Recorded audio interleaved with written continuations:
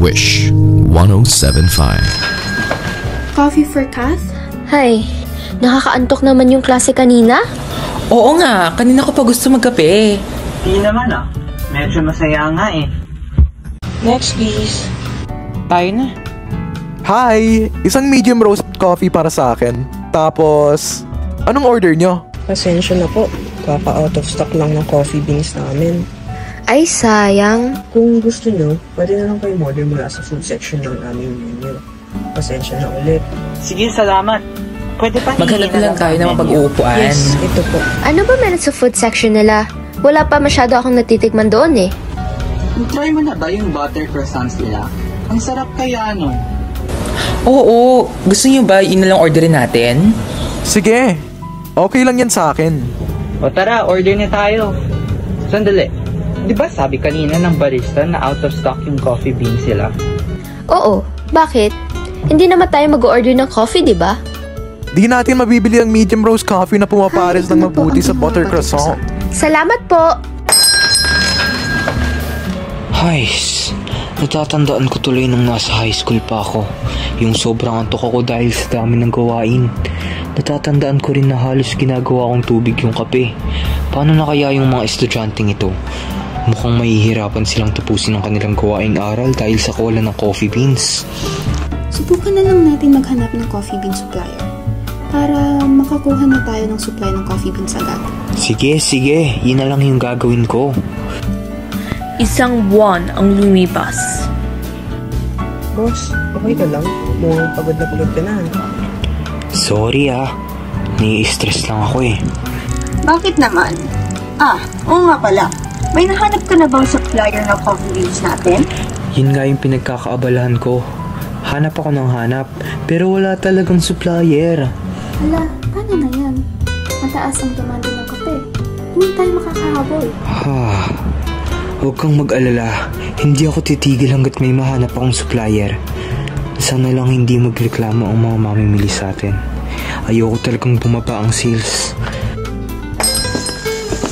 Magandang umaga. 5 kape po. Sa wakas, makakapagkape na tayo. Gabi pa akong gumagawa ng research namin. Huy, wag mo kalimutan yung butter croissant. Saan nga pala si Moses? Nagbili siya ng paborito niyang inumin. Sorry, out of sale yung kape. Baka bukas pa. Huwag kang mag-alala. May babalik namin ng kape sa menu ASAP. We are very sorry for the inconvenience. Ay, sayang. Okay lang po. Naiintindihan naman po namin.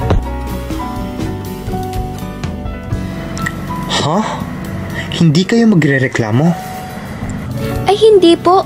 Bakit naman po kami magrereklamo? Hindi naman po kami entitled sa kape.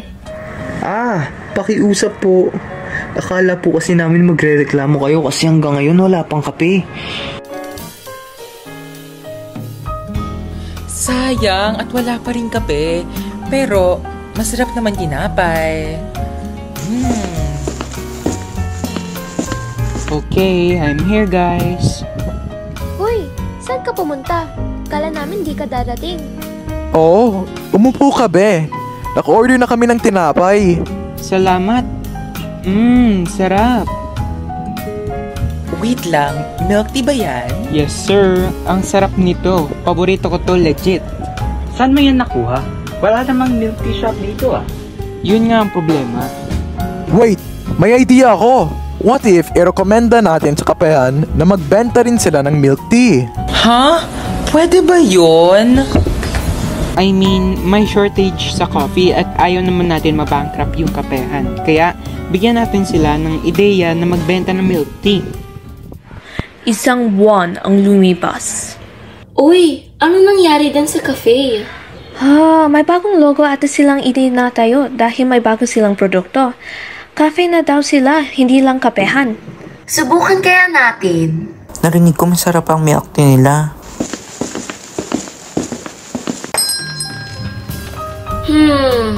Mukhang mura naman yung mga products nila. Masarap kaya dito? Next please. Welcome to our cafe. Ano ang iyong order para sa araw na ito? Ano marerekomendo nyo?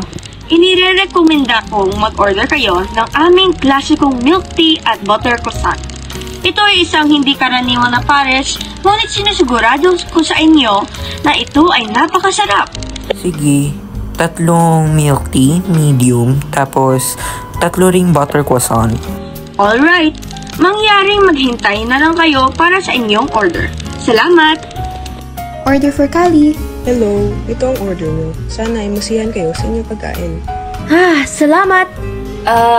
Medyo weird yung combination nila, no? Milk tea tapos tinapay. Sigurado ako na masarap naman siya. Ang sarap. We, sigurado ka ba? Masarap na nga. Tignan mo kaya. Sige nga, tikman ko nga.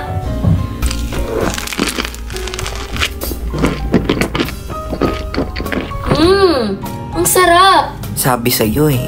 Uy, gusto nyo order tayo ulit?